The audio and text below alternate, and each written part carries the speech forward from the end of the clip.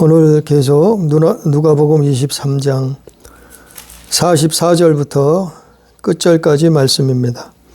오늘 말씀은 이제 예수께서 운명하시는, 예수께서 숨을 거두시는 그 죽음의 그 모든 과정들을, 사연들을 누가는 이 누가복음에서 기록하고 있어요.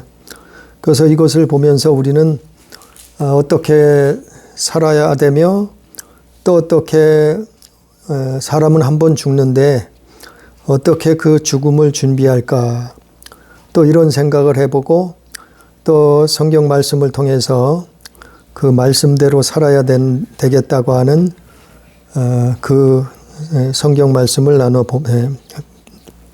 들어봅니다. 오늘 누가복음 23장 44절에 보니까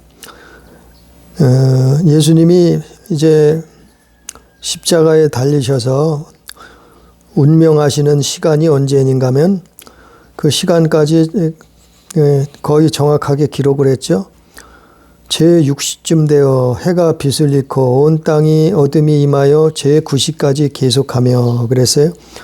예수님이 숨을 거두시는데 제6시쯤 되었다 그랬어요. 6시를 우리 시간으로 얘기하면 낮 12시요. 정오쯤 되었던 거예요. 그러니까 정오쯤 되었을 때, 그러니까 낮 12시부터 또 제9시라면은 오후 3시요. 그러니까 12시부터 3시까지인데 이 시간은 가장 햇빛이 강하고 환한 시간이요. 낮 중에서도 가장 햇빛이 강하고 환한 시간이 이 시간이요. 바로 정오부터 3시까지. 근데 예수님이 이때 정오쯤 숨을 거두시는데, 그런데 해가 빛을 잃었다 그랬어요. 그리고 온 땅에 어둠이 임했는데 3시간 동안 온 땅이 어둠에 임했다는 거예요. 그러니까 물론 지구상 전체가 아니지요. 이 예수님 십자가 죽으시는 이 골고다 언덕에 그곳에서 보여지는 세상, 하늘이겠죠. 그러니까 온 해가 빛을 잃고, 거기에만 해가 빛을 잃고 땅에 어둠이 임했다는 거예요. 3시간 동안. 그러니까 이걸 보고, 이런 그 초자연적인 현상을 보고 거기에 모였던 수많은 사람들이 아마 많이 놀랬겠죠. 도대체 이분이 어떤 분인데 이분이 숨을 거두시는데 이런 일이 일어나는가. 아마 그런 생각을 가졌겠죠. 46절에 성소의 휘장이 한가운데 찢어지더라. 이 의미는 성소의 휘장이 한가운데가 찢어졌다는 것은 바로 히브리서 9장 7절부터 15절에 보면 이 성소의 휘장은 죄의 담을 상징해요. 그러니까 우리 인간하고 하나님과 사이에 죄의 담이 쳐져 있었는데, 성소의 휘장처럼 하나님을 가까이 갈 수 없었고 하나님을 만날 수 없었고 죄의 담이 휘장으로 가로막고 있었는데, 그것을 예수님이 운명하실 때 그 휘장이, 성전에 있던 그 휘장이 찢어졌다는 거예요. 이것은 예수님이 운명하시면서 사람의 죄의 문제를 해결해 주셨다는 거예요. 그래서 이제는 믿음으로 구원받는 거예요. 그 예수께서 그것을 감당하신 거예요. 그래서 죽으실 때 성소의 휘장이 가운데가 찢어져 버렸어요. 그래서 사람이 이제는 하나님을 만날 수 있게 된 거예요. 이제는 하나님 앞에 피를 흘리지 않아도, 짐승의 제사를 지내지 않아도 하나님 앞에 나갈 수 있게 된 거예요. 그래서 성소의 휘장이 가운데로 찢어졌다고 히브리서 9장에서 그것을 자세하게 설명해 주고 있어요. 시간 나면은 히브리서 9장을 자세히 읽어보면 그 내용을 이해할 수 있습니다. 왜 예수께서 십자가에 죽으셨는지, 또 휘장은 왜 가운데로 찢어졌는지 그 내용들을 히브리서 9장에서 설명해 주고 있어요. 그것처럼 예수는 죽으시면서 우리의 죄의 문제를 해결해 주셨어요. 근데 어떤 사람들은 예수께서 다 하셨다는 거예요. 그러니까 우리는 아무렇게나 살아도 예수만 믿기만 하면, 예수 믿습니다 고백만 하면 아무렇게나 살아도 이제는 구원받는 천국 간다는 사람들이 있어요. 참 어이가 없어요. 아니, 예수께서는 우리의 죄의 문제를 해결해 주셨지만 우리가 해야 될 일이 있다고 그랬어요. 우리가 해야 될 일이 있는 게 뭐예요? 우리가 주님의 발자취를 따라 십자가를 지는 거예요. 우리가 회개의 삶을, 기도의 삶을 사는 거예요. 아니, 그것도 안 하면은 나중에 우리 죄는 어떡하겠어요? 너희는 회개하라 그랬잖아요. 아니, 회개하지 않으면 나중에 지은 죄는 어떡할 거예요? 내일도 모레도 또 10년 후에 20년 후에 지은 죄는 어떡할 거예요? 예수님이 다 해결하셨다고요? 아니, 그럼 아무것도 우리는 할 일이 없네. 예수님이 다 해결해 주시면 그냥 무조건 교회만 다니면 다 천국 가네요. 그렇지 않아요. 예수님이 죄의 문제를 근본적인 그 아담으로부터 내려온 근본적인 건 해결을 해 주셨는데, 우리가 지은 자범죄, 우리가 하루를 살면서 범죄한 것들은 회개해야 된단 말이에요. 예수님의 보혈로 씻어야 된단 말이에요. 그래서 예수께서 발을 씻겨준 거예요. 제자들의 발을. 46절에 예수께서 큰 소리를 불러 이르시되 아버지 내 영혼을 아버지께 손에 부탁하나이다 하고 이 말씀을 하신 후 숨지시니라, 운명하시니라, 영혼이 돌아가시니라, 뭐 이렇게 여러 성경에 다르게 해석을 했어요. 숨지시니라, 운명하시더라, 또 영혼이 돌아가시더라, 뭐 이런 식으로 성경마다 조금씩 틀리게 번역을 했는데, 아무튼 예수님이 숨을 거두셨어요. 숨을 거두기 전에 뭘 하셨어요? 죄의 문제를 해결하셨어요. 우리도 숨지기 전에 뭔 해결해야 돼요? 죄의 문제를 해결해야 돼요. 어떻게 해요? 회개가 이루어져야 돼요. 하나님 앞에. 먼저 시간에도 말씀을 드렸지만 가장 우리가 목숨이 숨지기 전에 해야 될 일은 죄의 문제를 해결하고 죽어야지 천국 갈 수 있어요. 하나님 나라 들어갈 수 있어요. 어떻게 해요? 회개가 이루어져야 돼요. 하나님 앞에 용서함을 받아야 된다네. 여기 예수님 우편에 달렸던 강도처럼 죄의 문제를 예수님 앞에 해결받아야 돼요. 그 예수님도 인류의 죄를 해결하고 나서 어떻게 했어요? 아버지, 내 영혼을 아버지께 손에 부탁하나이다. 이 기도를 하시잖아요. 이게 순서예요. 이게 순서. 우리가 숨을 거두기 전에 반드시 이것을 해야 되는 거예요. 왜냐하면은 히브리서 9장 27절에 보면 죄의 싹은 사망이라 그랬기 때문에 그래요. 그 죄의 싹의 문제를 그걸 해결받아야 돼. 그렇지 않으면 사망이요. 둘째 사망이요. 둘째 사망이 뭐예요? 불못이요. 지옥이라 말이에요. 이게 너무나 중요한 거예요. 또 로마서 6장 23절에 보면 사람이 한번 죽는 것은 정해진 이치고 그 후에는 심판이 있다 그랬어요. 그래서 사람이 죽기 전에 죽는 것은 정해졌어요. 왜? 아담으로부터 하나님 앞에 그렇게 징계를 받았단 말이에요. 그래서 사람이 그것 때문에 죽게 되는.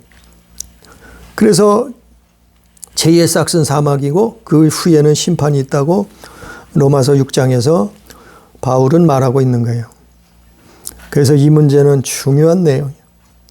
반드시 기도해야 되고 하나님 앞에 준비해야 되고 해결해야 돼. 그래서 더욱더 나이를 먹으면 먹을수록 하나님 앞에 기도해야 돼. 그 문제들 놓고 기도해야 되고 준비해야 돼. 47절에 백부장이 그 된 일을 보고 하나님께 영광을 돌려 이르되 이 사람은 정령 의인이었도다 하고, 그래서 백부장이 나오죠. 이 백부장은 예수님을 십자가의 사형수들을 처형하는 총책임자예요.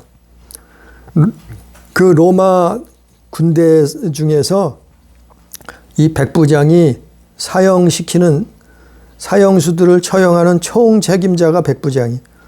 근데 이 사람이 그 예수님의 그 잡히시고 고난당하시고 조롱을 핍박을 그 고통을 당하시고 십자가에 죽으시는 그 모습들을 다 보고 나서 또 온 땅이 어두워지고 해가 빛을 잃고 어두워지는 그러한 사건들을 다 보고 나서 백부장이 이런 고백을 하는 거예요.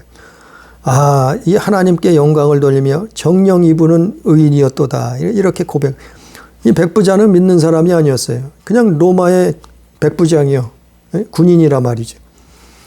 근데 이 백부장이 이런 고백을 한 거예요. 아주 성경은 그냥 솔직하게 다 기록하고 있잖아요. 별하별 일들을 아주 성경 창세기부터 요한계시록까지 별하별 일들을 다 기록하고 있잖아요. 그게 좋은 일이건 나쁜 일이건 깨끗한 거건 더러운 거건 죄의 일이건 의인이건 다 기록하고 있잖아요. 그래서 성경은 사실이란 말이에요. 그래서 성경은 진실만을 기록한다. 그래서 하나님 말씀은 그래서 진리가. 48절에 이를 구경하러 모인 무리도 그 된 일을 보고 다 가슴을 치며 돌아가고, 이 구경꾼들도 그 일을 보니까 이제서는 후회를 하는 거예요. 아, 이분이 정말 의인이었구나. 아, 이분이 정말 메시아인가? 이분이 살아서 그렇게 말씀하시던 주장이 정말 옳았구나. 왜냐하면은 사람은 죽음을 앞두고는 거짓말을 잘 안 하잖아요. 그리고 이런 그 천재지변도 일어나잖아요. 그리고 그분이 어떻게 죽으시는 것까지 다 이들이 구경하러 나왔다가 다 목격을 하잖아요. 그래서 요한복음에 보면 이게 자세히 또 설명을 해요. 요한은 요한복음 19장에서 이것을 더 자세하게 기록하고 있어요.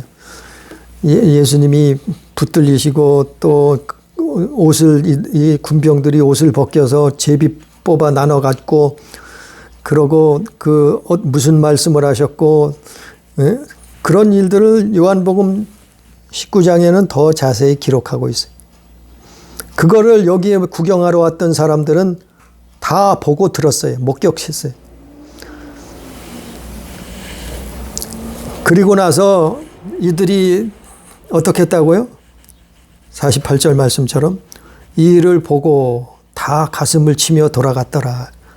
아, 우리가 정말 잘못했구나. 이분은 죄가 없으신 분인데 우리가 십자가에 못 박으라고 소리쳤구나. 저분은 죄가 없으신 분인데 억울하게 사형을 당하셨구나. 그런 걸 느꼈겠죠. 아무튼 구경하러 모인 무리들도 이 된 일을 보고 다 가슴을 치며 돌아갔다 그랬어요. 49절에 예수를 아는 자들과, 그러니까 세 부류가 있었어요. 여기는 백부장과 구경하러 모인 무리들과, 그러니까 세 번째는 49절에 예수를 아는 자들과 갈릴리로부터 따라온 여자들. 이 사람들이 누군가 하면은 예수를 아는 사람들, 예수님 앞에 병고침도 받고 또 말씀도 듣고 또 물고기도 떡도 얻어먹고, 아무튼 이런 일을 경험한 사람들이죠. 그리고 갈릴리로부터 따라온 여자들. 이 갈릴리로부터 따라온 여자들은 마리아예요, 마리아. 이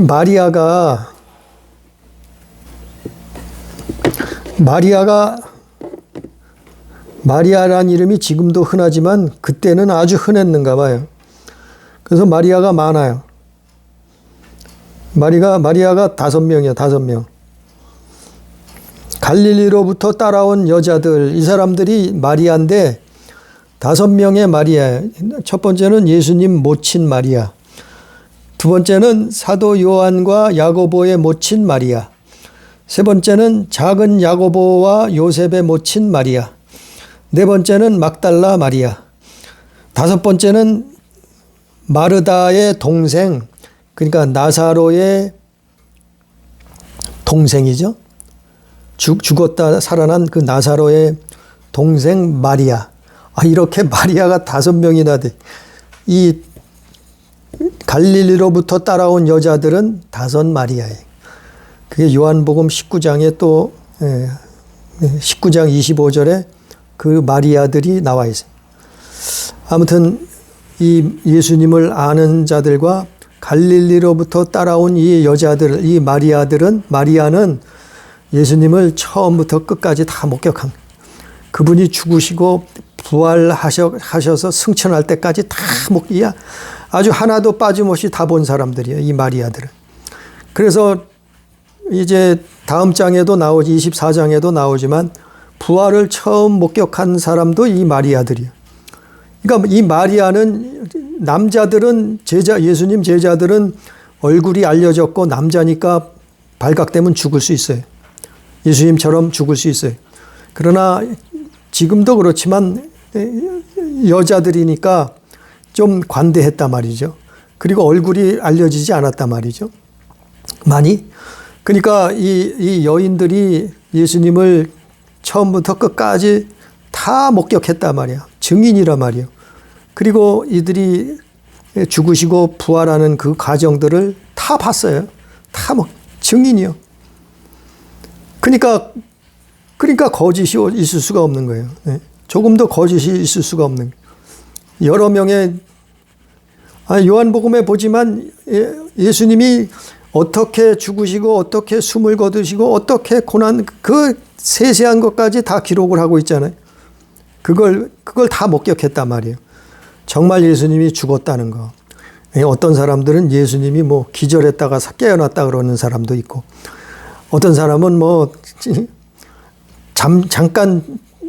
잠깐 죽었다가 다시 숨을 쉬어서 깨어났다고 하는 사람도 있고, 별의별 사람도 있어요. 다 있어요.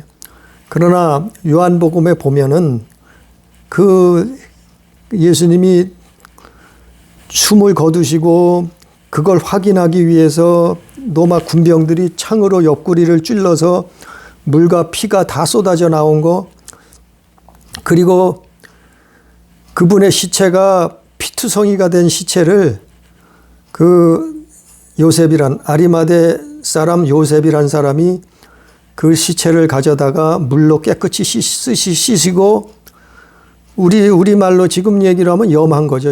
염처럼 한 거죠.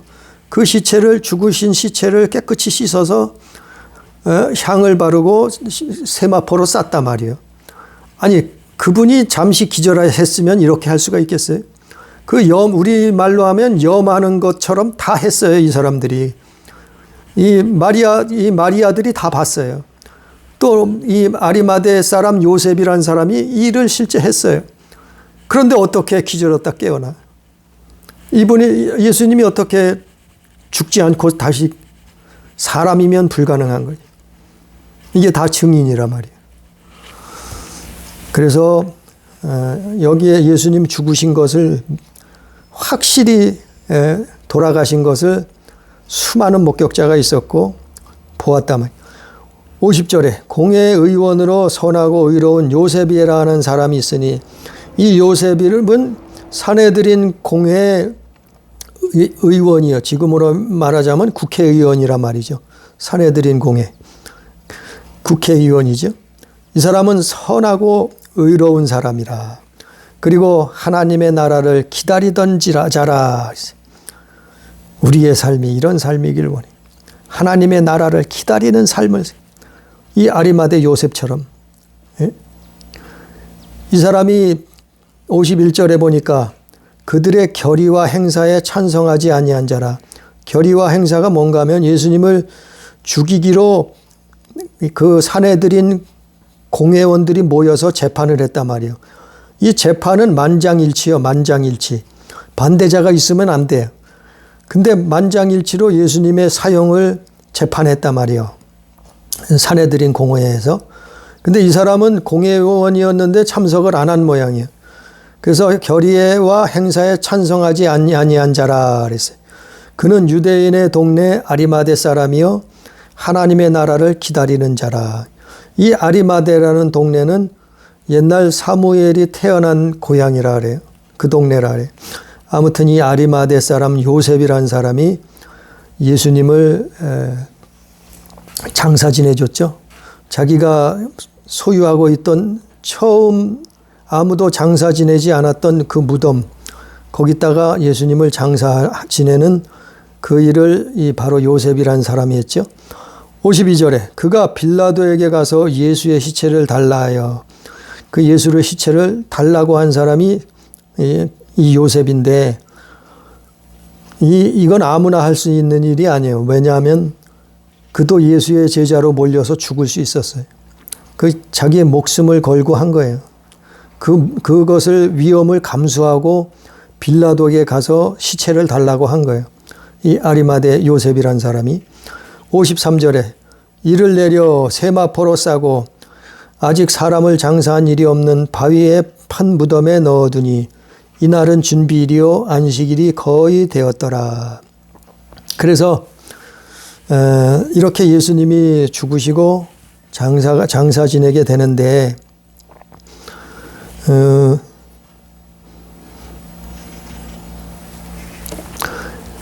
그 유대인들이 장사 지내는 전통을 보면 이스라엘 그 당시 유대인들은 로마인들은 장례하는 방법이, 로마인들은 화장을 시켰어요. 일반적인 장례법이 화장을 시켰지만 유대인들은 시체가 쉽게 부패되어질 것을 방지하기 위해서 시체에 향품을 바르고 향로를 뿌리는 작업을 끝낸 후에 세마포로 시체를 싸서 매장하는 것이 일반적인 장례 관습이었어요. 그 당시. 요한복음 19장에 보면은, 따라서 요셉은 예수님의 시체를 십자가에서 내린 다음 그의 피투성이가 된 시체를 예수님 몸을 깨끗이 씻어서 세마포로 싼 것이요. 그리고는 그때 니고데모라는 사람이 몰약과 침향을 가지고 왔는데, 그 몰약과 침향을 섞은 향품을 예수의 몸에 발랐다는 거예요. 그 요한복음 19장 39절에 보면 이것은 안식일이 다 됐기 때문에, 안식일이 이제 예수님 죽으시고 바로 해가 떨어지면 안식일이요. 해가 지면서 안식이 시작되는 날이요. 안식일 날은 아무것도 할 수가 없잖아요. 그러니까 급하게 장례를 치렀는데, 그러다 보니까 그 향료를 뿌리는 작업을 다 하질 못했어요. 마칠 수 없었어요. 그리고 그냥 임시로 세마포를 싸둬서 무덤에다 놔뒀던 거예요. 예수님을, 시체를. 그래서 다음날 24장에 가면은 그 안식 후 첫날에, 안식일이 지난 다음에 이 여자들이, 마리아, 이 여자들이 다시 예수님에게 향품을 바르려고, 그 시체에 바르려고 무덤을 찾아갔던 거예요. 새벽에. 근데 예수님 부활한 거죠. 아무튼 이렇게 예수님이 죽으시고 무덤에 장사 지낸 바 되었어요. 우리도 이걸 보면서, 아니 죽은 다음에는 예배가 필요 없는 거예요. 아니 왜 사람에게 예배를 해요? 왜 시체를 두고 예배를 해? 정말 이거 하지 말아요. 이거 우상 숭배가 된다니까요. 이게 저주받는 일이요.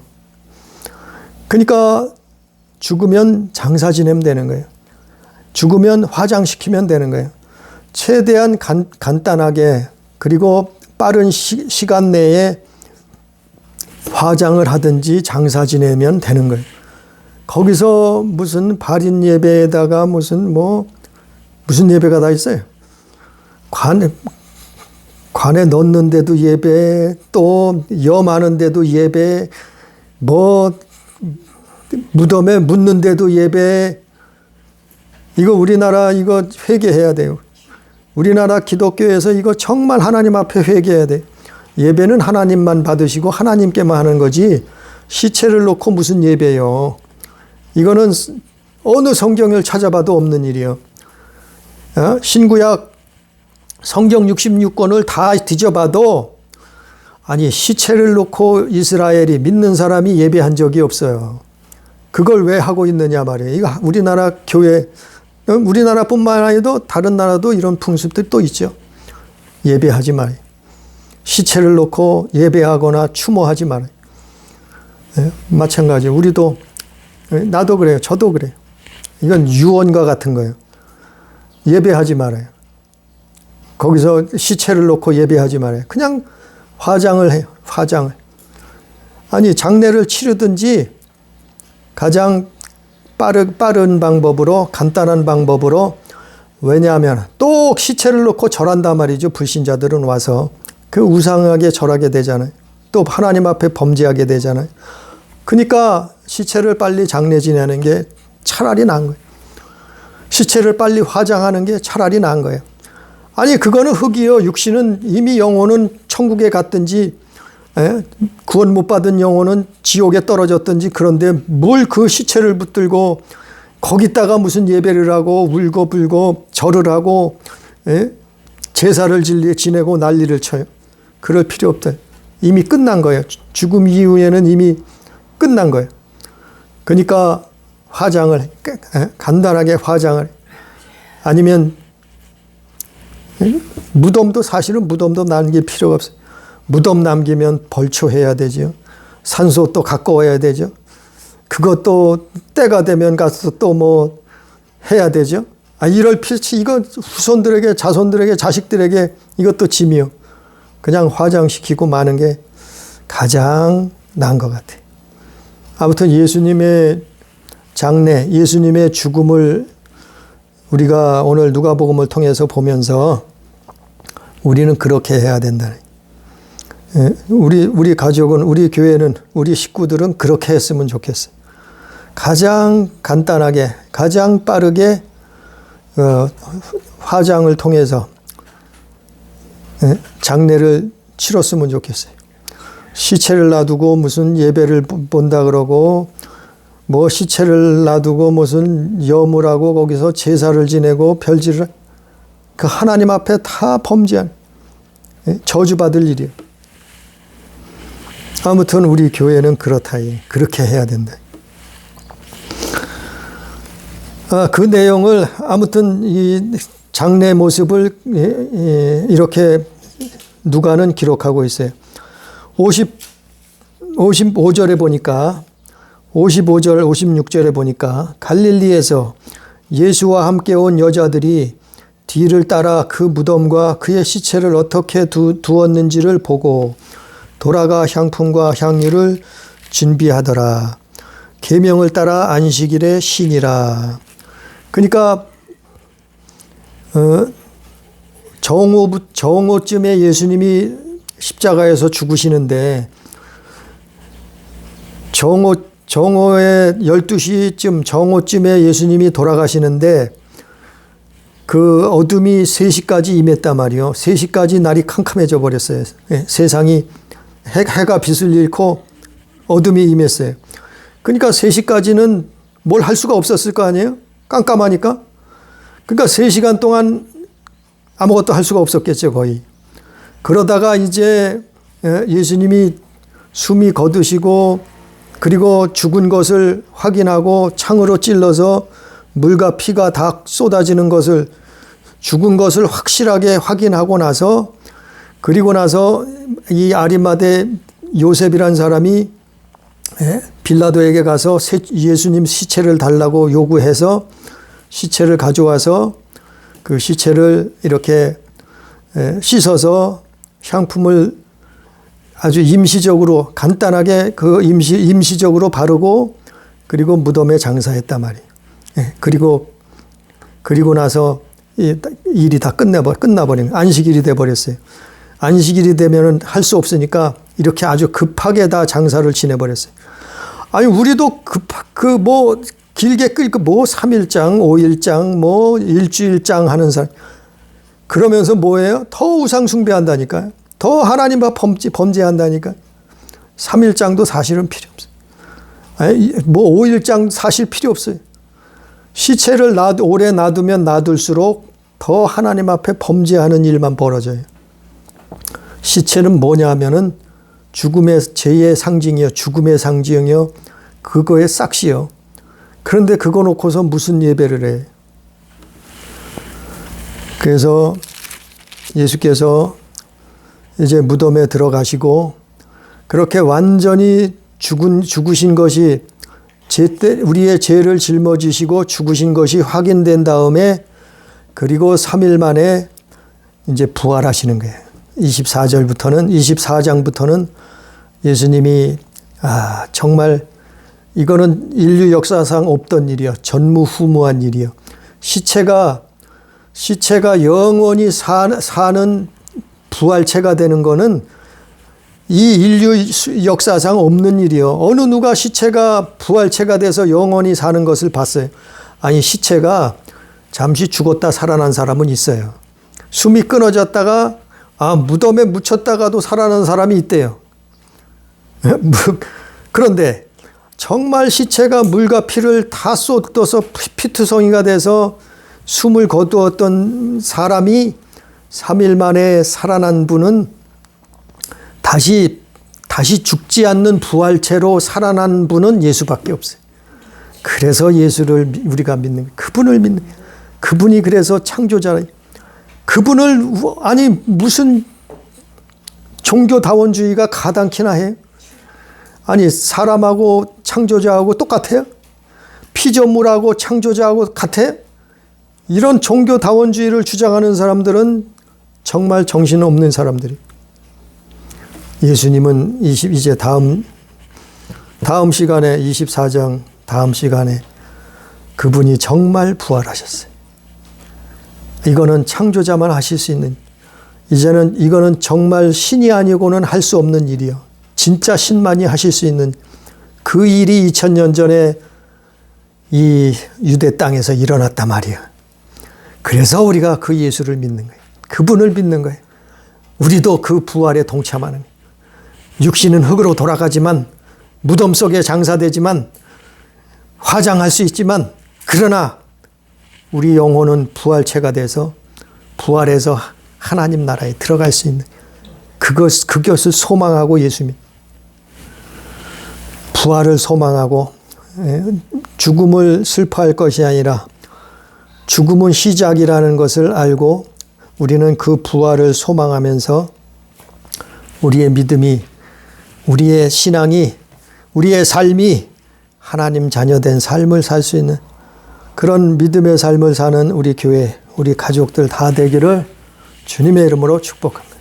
기도합니다. 사랑하신 아버지요, 우리는 이 땅에 태어나서 아담 이후로 죽을 수밖에 없는 죄인이었으나 2000년 전에 이 땅에 하나님의 아들이신 예수께서 육신으로 오셔서 우리의 죄를 대신 짊어지시고 십자가에 죽으셨다고 오늘 성경은 기록하고 있습니다. 그래서 우리의 죄를 무덤에 장사 지내고 3일 만에 다시 부활하셨사온데 아버지 하나님, 우리의 삶도 예수님을 따라 사는 십자가의 삶을, 아버지 하나님 믿음의 삶을, 하나님 자녀된 삶을 살 수 있도록 주여 도와주옵소서. 주님께서 죄의 문제를 다 이루었다, 다 해결했다 하시고 숨을 거두셨던 것처럼 우리도 죄의 문제를 다 해결받고 하나님 앞에 무덤에 들어가서 또한 부활의 놀라운 역사를 체험할 수 있도록 주여 역사해 주옵소서. 아버지 믿음을 주시옵소서. 아버지 부활을 체험하게 해 주옵소서. 우리가 자녀된 삶을 살게 해 주옵소서. 예수께서 이루셨던 것처럼 우리도 세상을 이길 수 있도록 도와주옵소서. 오늘도 말씀을 두서없이 증거했습니다. 아버지, 그러나 깨닫게 해주시옵시고 이것을 믿음으로 우리 영혼의 양식으로 받아들임으로 말미암아 하나님 나라의 영생 복락을 다 누릴 수 있도록 역사하여 주옵소서. 오늘도 함께 하시는 은혜를 감사하며 예수님 이름으로 기도드리옵나이다. 아멘.